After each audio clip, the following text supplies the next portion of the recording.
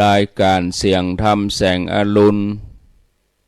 รับผิดชอบดำเนินรายการโดยอาตมภาพพระครูอภิวัฒนวิกรมวัดปากตังเจริญตำบลดอยหล่ออำเภอดอยหล่อจังหวัดเชียงใหม่เป็นผู้รับผิดชอบดำเนินรายการมาปะกันเป็นประจำในเจ้าวันจันทร์วันพุธแล้วก็วันพฤหัสบดีเวลา5 ถึง 6 โมงรายการก่อนหน้าแต่กี้นี้เป็นรายการสัพเพเหระปกิณกะใกล้แจ้งดำเนินรายการโดยตุลุงยองหรือว่าท่านชัยวัฒน์นาคเสโนจัดรายการเวลา3 ถึง 5ในวันพัดวันศุกร์วันเสาร์แต่ว่าวันนี้วันพุธท่านก็มาจัดแทนทำหน้าที่ประคับประคองแทนกันไปเพราะว่าเจ้าของรายการท่านพระครูสังฆลักษณ์ธนอัตถรัตนศิริท่านติดงานที่จังหวัดเชียงรายซึ่งบ้านเกิดเมืองนอนของท่านอยู่จังหวัดเชียงรายท่านติดเดินทางไปต่างจังหวัดบ่สะดวกที่จะมานั่งจัดรายการอาตมาภาพก็ได้ติดต่อขอตุลุงได้แทนเวลาไป3 ถึง 5มันถึงอย่างญาติโยมบางทีเขาก็แทนกันไปกลัวจะมีเสียงให้ญาติโยมได้ยินได้ฟังเบื้องหลังบ่ใจบ่ให้บ่ดีโดยเฉพาะการติดต่อประสานงานเนี่ยกว่าจะได้ตนนั้นตนนี้เปิ้นมานั่งเปิ้นมานั่งบรรยายเปิ้นมานั่งเทศธรรมมันก็จะต้องใช้เวลาใจความหุมใจความชอบความฮักพอสมควรกว่าที่จะได้มานั่งจัดรายการเวลาชั่วโมงเป็นชั่วโมงนี้ยังได้ก็ตามครูบาอาจารย์พระเจ้าประสงค์ตนที่เปิ้นพอจะสละเวลาได้เปิ้นก็มาพบปะศรัทธาญาติโยมมานั่งนั่งจาญาติโยมทั้งหลายก็ได้มีกำลังใจตื่นเจ้าขึ้นมาก็ได้ฟังแล้วก็นำไปพิจารณาเพื่อเพิ่มเติมความรู้เพื่อเตือนสตินำไปใช้ในชีวิตประจำวันในแต่ละวันญาติโยมท่านทั้งหลายมาปะกันแล้วบ่ฮือได้ขาดแคลวเสียเวลาวันก่อนวันจันทร์นั่นได้ถึงเรื่องราวอนิจจังทุกขังอนัตตาสิ่งที่มันบ่เที่ยงมันเป็นทุกข์มันเป็นอนัตตาอันนั้นก็คือการที่เฮาได้แปลงใจของเฮายกใจของเฮาเข้าสู่พระไตรลักษณ์มันบ่ยากญาติโยมเปิ้นอุปมาพิจารณาร่างกายของเฮาเป็นธาตุสี่ก็คือดินน้ำลมไฟมันอยู่ในกายเฮานี่อุปมาเหมือนคนฆ่าโคฆ่างัวเมื่อฆ่าเสร็จก็เอาเนื้องัวเอาจิ้นงัวนั่นมาแบ่งเป็นส่วนๆเพื่อที่จะเอาวางขายเมื่อมีคนมาซื้อก็บ่ได้บอกว่าขอซื้องัวแต่ ขอซื้อจิ้นขอซื้อตับขอซื้อเครื่องในขอซื้อหนังซื้อกระดูกอันนี้ญาติโยมเมื่อธาตุสี่มันแตกสลายไปก็บ่มีส่วนใดที่ห้องว่าตัวเฮามีเรื่องที่กล่าวไว้หลังจากที่พระพุทธเจ้าองค์พระสัมมาสัมพุทธเจ้าพระองค์เสด็จดับขันธ์ปรินิพพานไปเป็นระยะเวลา100 กว่าปีวันหนึ่งยามค่ำคืนณที่กัลกะมหาวิหารก็ได้มีภิกษุณีจำนวนนักพากันเดินเข้าไปเตียวไปเตียวมาพลุกพล่าน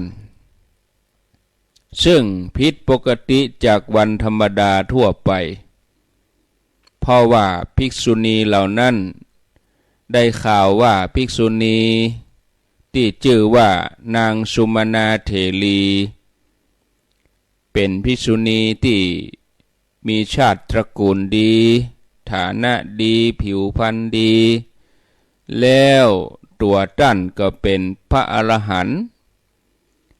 นางภิกษุณีสุมาณาเถรีนี่กำลังจะดับขันธ์ก็คือกำลังจะมรณภาพ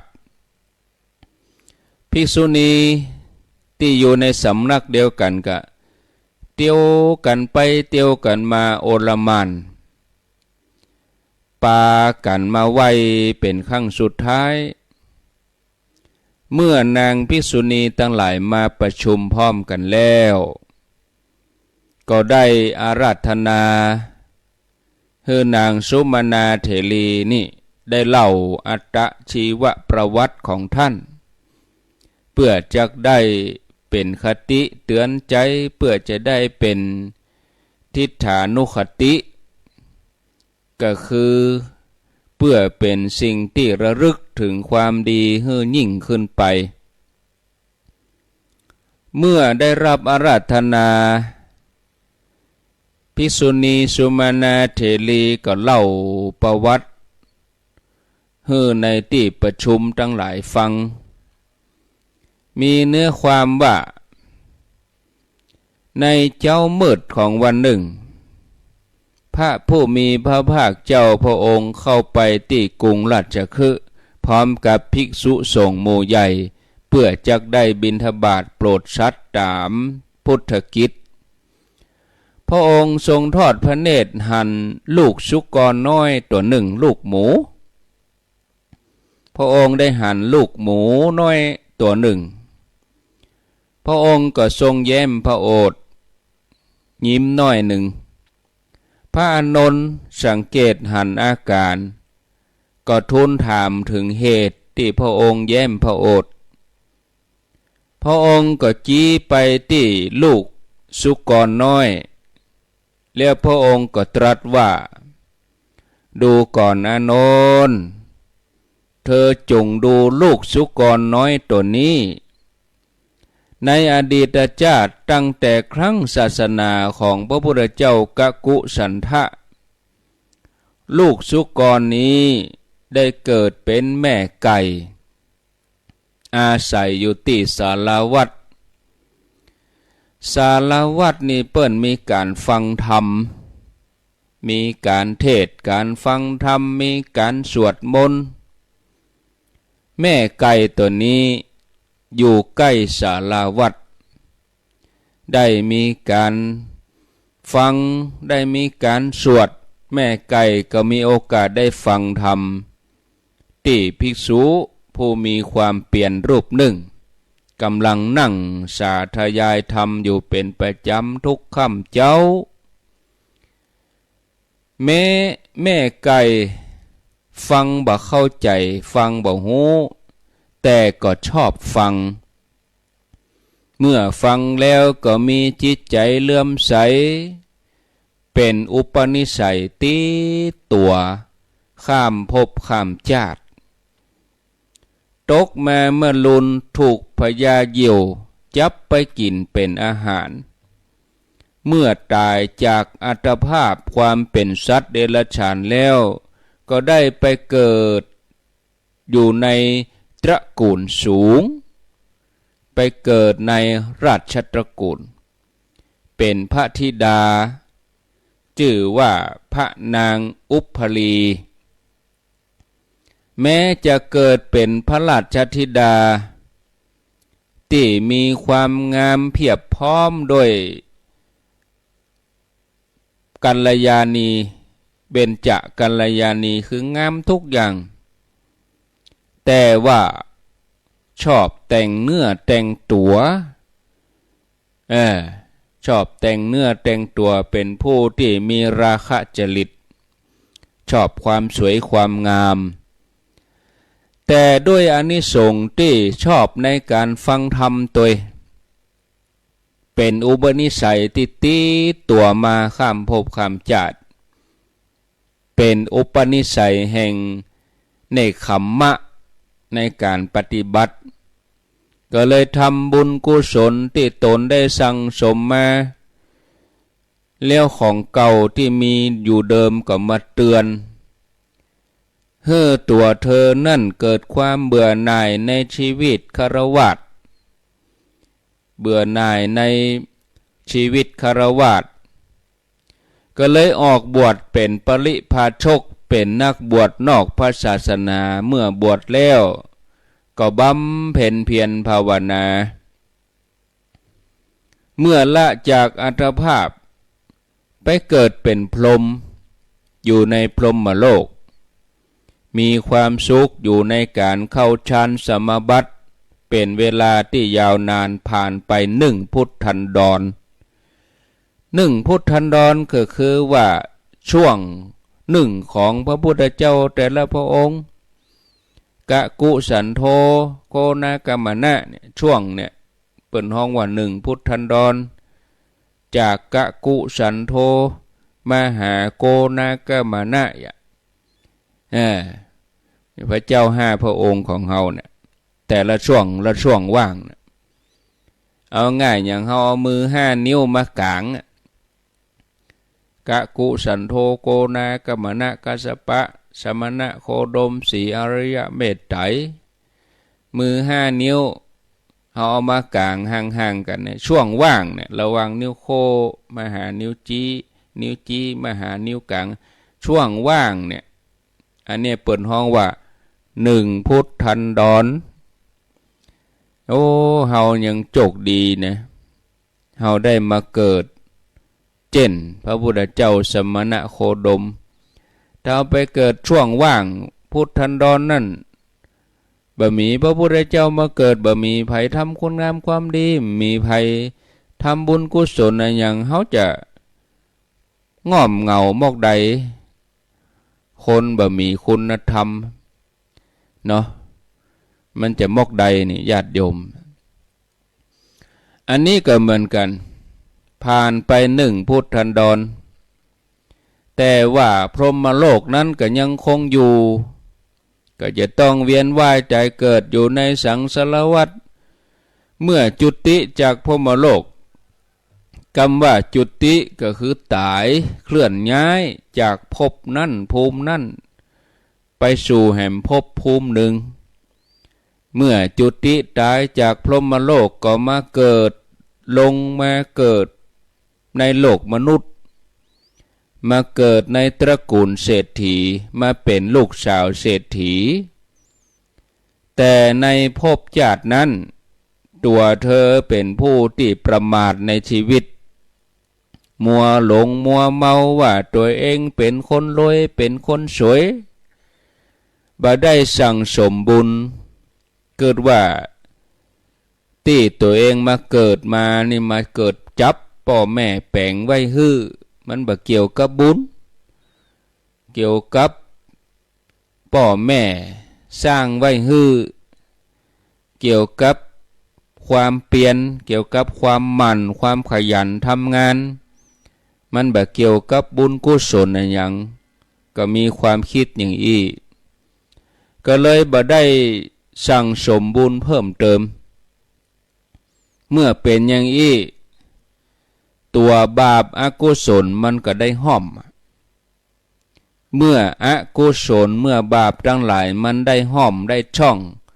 ละสังขารจากอัตภาพความเป็นมนุษย์จิตใจก็เศร้าหมองบ่พองใสเพราะว่านึกถึงบุญกุศลอย่างบ่ได้จะมานึกถึงคุณงามความดีมันก็นึกบ่ออกเพราะตัวเองบ่ได้ทำใจก็มองหม่นเศร้าเมื่อใจมองมนเศร้าใจบ่พุทธพองก็มีทุกขติเป็นที่ไปเมื่อละจากอัตภาพความเป็นมนุษย์จากนี้จิตเศร้าหมองก็ไปเกิดเป็นลูกชุกรไปเกิดเป็นลูกหมูอย่างที่ปรากฏอย่างที่พระพุทธเจ้าพระองค์ได้จี้ให้พระอานนท์ได้หันได้พอปรากฏเบื้องหน้าพระศาสดาองค์พระสัมมาสัมพุทธเจ้าพระองค์ทรงยกเรื่องลูกหมูน้อยขึ้นมาเป็นอุทาหรณ์ก็เพื่อสอนเราภิกษุทั้งหลายให้เข้าใจเห่งมันทำความเพียรอย่าได้ประมาทในชีวิตเพราะว่าถ้าเฮายังต้องเวียนว่ายตายเกิดอยู่ในสังสารวัฏนี้ชีวิตของเฮามันก็จะต้องมีขึ้นลงมีความบ่แน่นอนมีสุขมีทุกข์มีดีใจเสียใจสมหวังผิดหวังปะปนกันไปตราบใดที่เฮายังต้องใจเวรใจกรรมจะตราบใดที่เฮายังจะต้องอยู่ในสังสารวัฏนี้มันก็จะต้องมีการเกิดแถมนับพบนับชาติบ่ถ้วนตายเกิดตายเวียนกันไปอย่างนี้บางพบบางชาติก็ไปเกิดที่ดีสู่สุขติ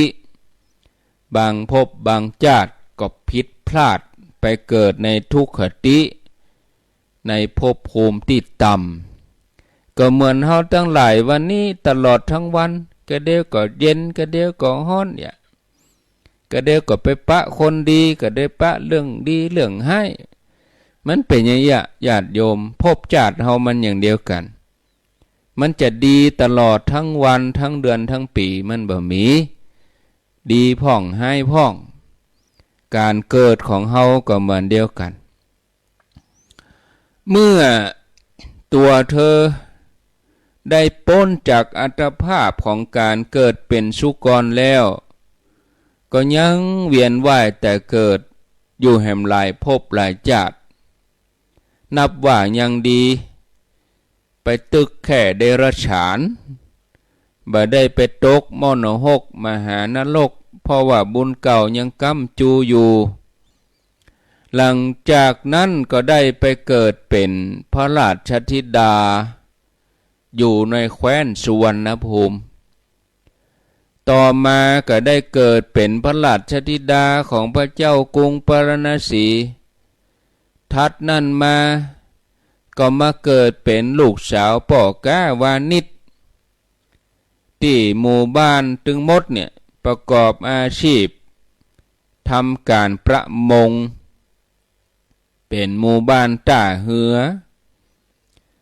ก็ได้สั่งสมบุญได้ระดับหนึ่ง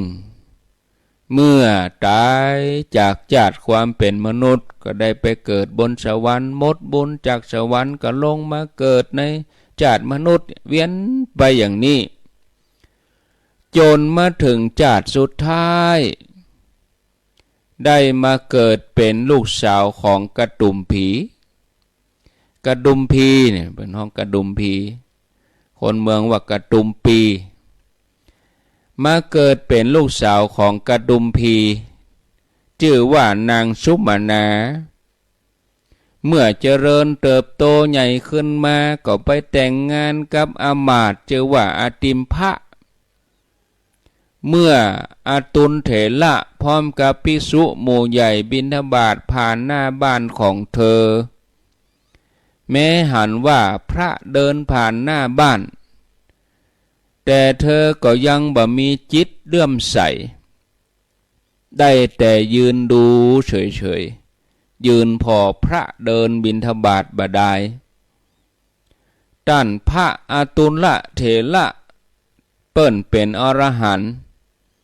เปิ้นก็ได้หันด้วยญาณทัศนะหันด้วยญาณย้อนหลังระลึกจากตรวจพอบุพกรรมของเธอตรวจพอว่าในอดีตชาติเนี่ยตัวนางสุมาณานี่ได้ไปเกิดเป็นอันยังมาพ่องตัวท่านพระอรหันต์ก็ได้หันลำดับชาติภพของนางสุมาณาเกิดเป็นสัปปะเกิดเป็นลูกหมูเกิดเป็นสุกรเนี่ยจัดสุดท้ายนี่ก็มาอินดูท่านอรหันต์ก็เป่งอุทานว่าโอ้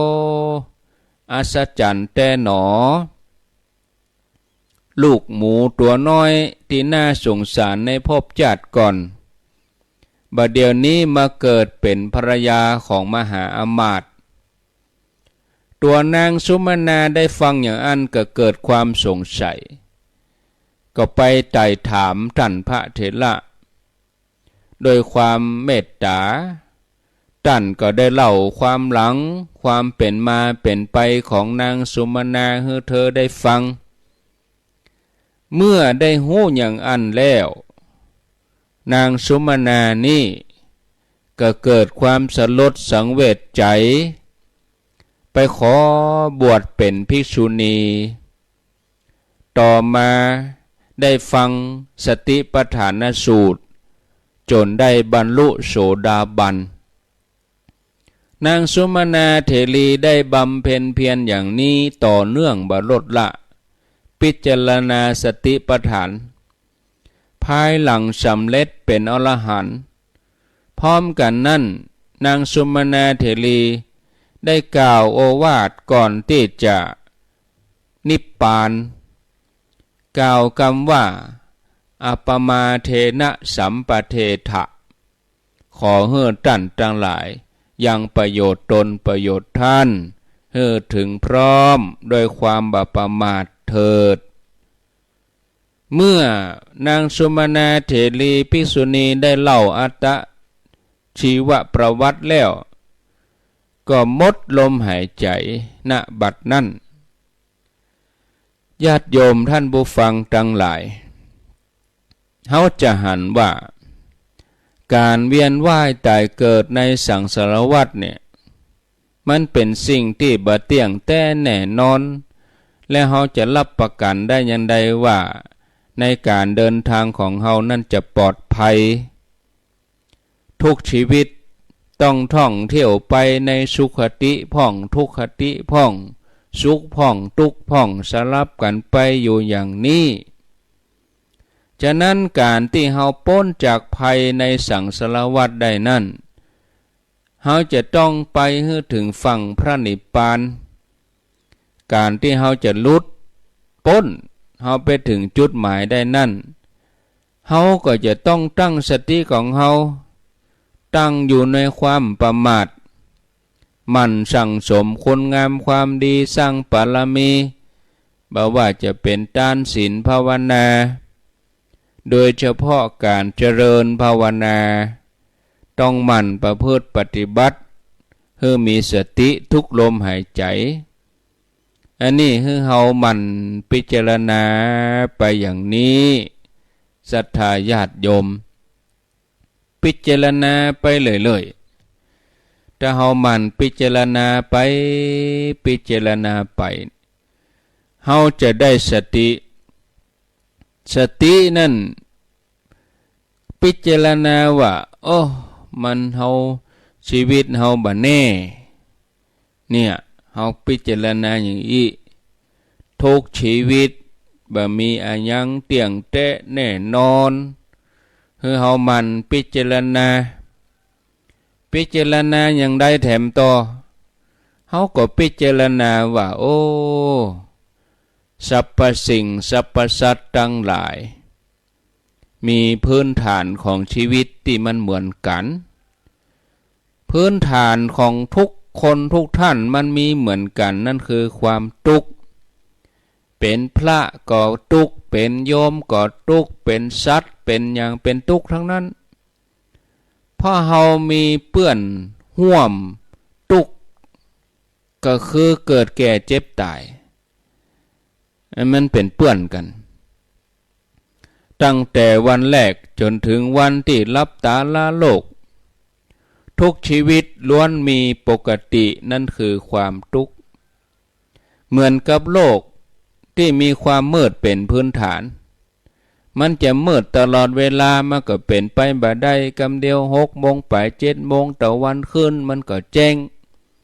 แล้วมันจะเป็นเมื่อวันตลอดไปมันก็บ่ได้ตะวันตกมันก็เป็นเมื่อค่ำเมื่อคืน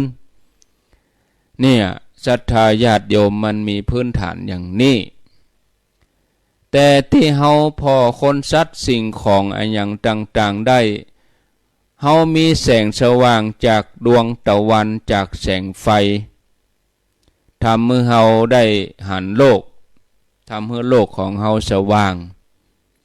ฉะนั้นเมื่อเฮาเข้าใจความเป็นจริงของชีวิตเฮาพิจารณาอย่างอี้ว่าชีวิตของเฮานั่นมันเป็นทุกข์แล้วเฮาก็จะเกิดความเบื่อหน่ายในทุกข์ทั้งหลายเมื่อเกิดความเบื่อหน่ายในสิ่งทั้งหลายเฮาก็ขวนขวายเสาะหาทางพ้นทุกข์เพื่อจะเข้าถึงความสุขที่แท้จริงความสุขที่แท้จริงมันบ่ได้เป็นสิ่งที่อยู่ภายนอกมันอยู่ในตัวของเฮานี่ความสุขนั่นคือการพิจารณาลมหายใจเข้าออกมันเป็นสิ่งต่างนอกก่อมันไม่ใช่สิ่งต่างนอกเมื่อเฮาพิจารณาลมหายใจเข้าออกตื่นขึ้นมาก็ดีก่อนนอนก็ดีพิจารณาปล่อยวางถึงความบาดเตี้ยงของสังขารเป็นสิ่งที่เฮาควรทำกันเป็นประจำคือการพอหันว่าร่างกายของเฮาก็ดี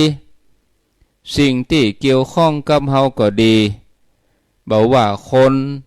สัตว์สิ่งของวัตถุเป็นอันยังก็จ้างเป็นอันยังก็ตามในที่สุดเฮาจะต้องทอดทิ้ง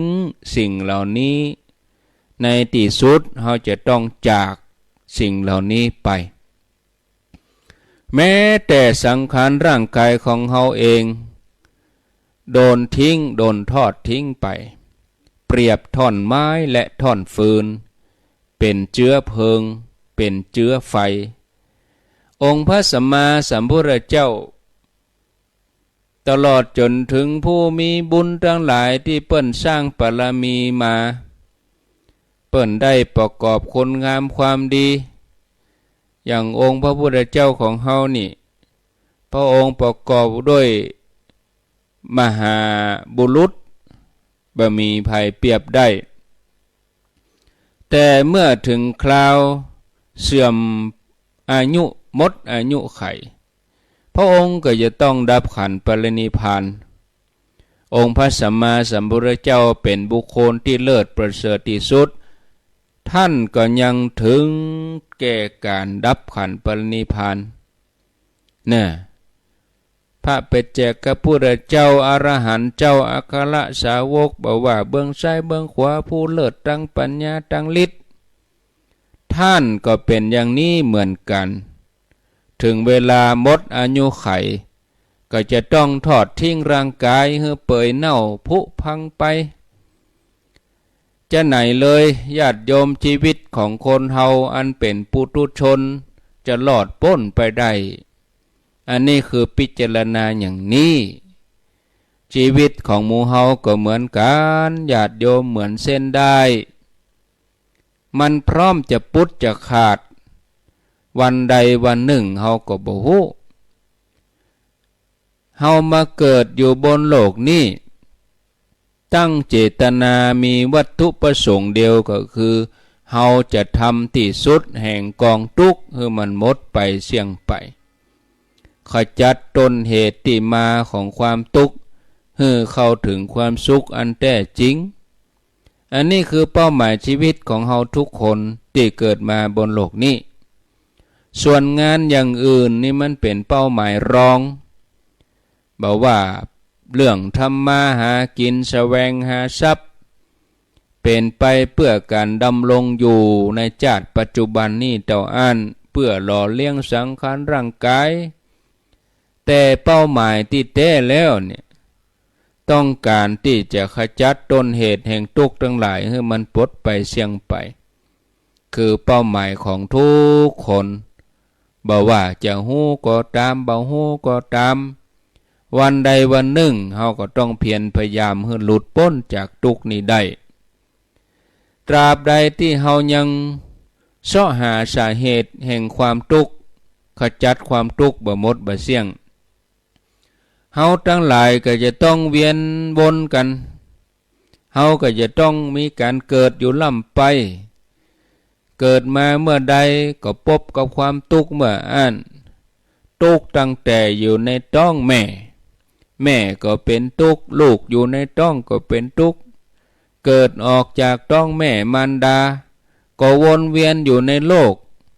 ตั้งแต่น้อยถึงใหญ่จนแก่เฒ่าชราในที่สุดก็จากโลกนี้มีความทุกข์อยู่ตลอดเวลาเฮาทั้งหลายลองพิจารณาพอญาติโยมทั้งหลายมีช่วงไหนของชีวิตพ่องที่เฮามีความสุขแท้จริงมันมีช่วงกำเดียวประเดี๋ยวประดาวเปิ้นว่ามันกำเดียวมันเป็นความสุขย้ายที่มันมีอย่างอื่นมาบังแต่ว่าความทุกข์มีนักบางทีความทุกข์ก็ซ่อนอยู่ในความสุขหั่นแหละที่เปิ้นห้องว่าหวานอมขมกลืนน่าชื่นอกต้มทุกข์อยากได้อยากมีอยากเพิ่มทุกข์บ่อยากจากเนี่ยทุกข์บ่อยากสูญเสียเนี่ยถ้าเฮามีปัญญาแล้วก็เข้าใจชีวิตนี้เป็นอย่างดีว่าบางครั้งเฮาก็พอบาหันชีวิตของเฮาทั้งหลายทุกคนมันเป็นอย่างนี้ร่างกายที่เฮาอาศัยที่เฮาอาศัยมันอยู่เนี่ยจะเป็นเหล่าอ่อนจะเป็นคนหนุ่มคนสาวอยู่ในวัยกลางคนหรือวัยชราวันใดวันหนึ่งก็จะต้องละทิ้งจากกันไปทุกคนบ่มีเว้นแม้แต่คนเดียวอันนี้คือเฮาพิจารณาอย่างนี้เมื่อเฮาพิจารณาอย่างอี้แล้วเนี่ยเฮาจะคลายจากความประมาททั้งหลายเฮาพิจารณาบางท่านชีวิตที่ผ่านมาบ่เคยนึกถึงความจริงอย่างอี้เมื่อบ่ได้นึกถึงความจริงนี้บางคนก็บ่กล้านึกถึงนึกเมื่อใดใจมันก็วาบใจมันก็หวาดหวั่นแต่การนึกอย่างอี้เนี่ยญาติโยมมันเป็นการสร้างประโยชน์อันยิ่งใหญ่เพราะเป็นที่มาแห่งความบริสุทธิ์หมดใสจะเป็นเหตุให้เราเกิดความเบื่อหน่ายในทุกข์นี้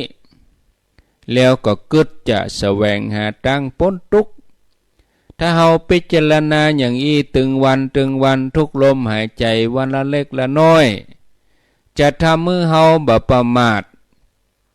เมื่อเราประมาทเราก็ตั้งใจละความชั่วเมื่อเราละความชั่วเราก็มาสร้างความดี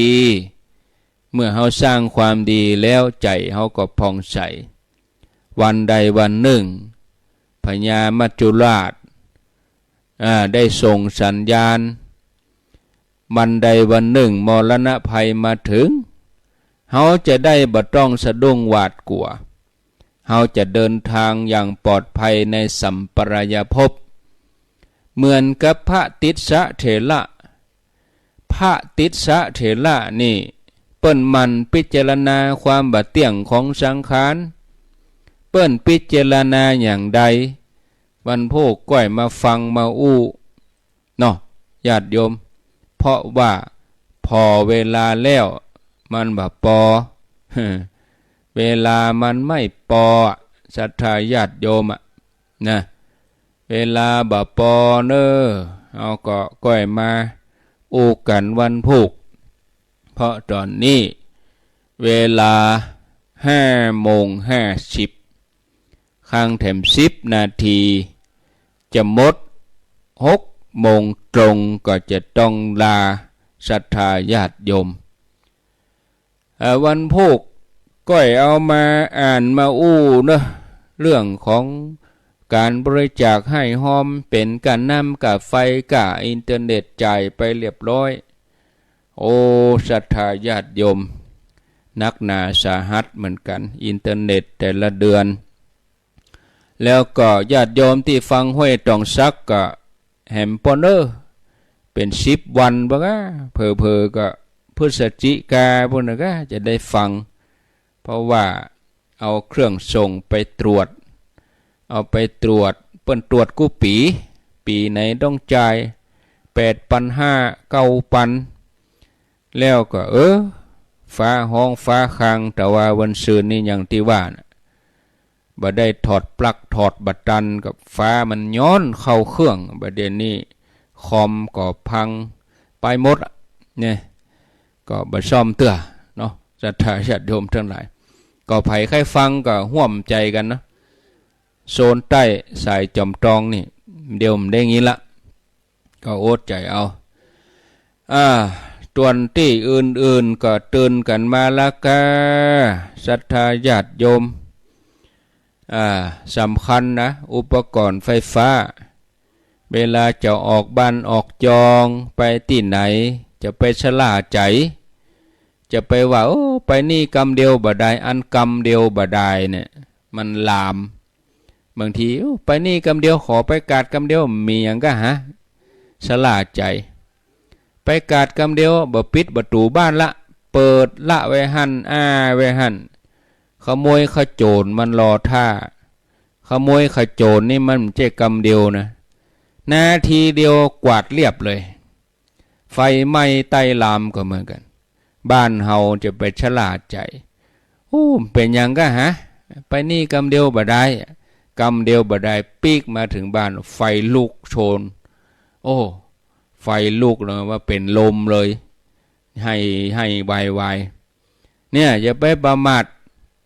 ออกบ้านออกจองถอดปลั๊กถอดอย่างตรวจตาแก๊สกา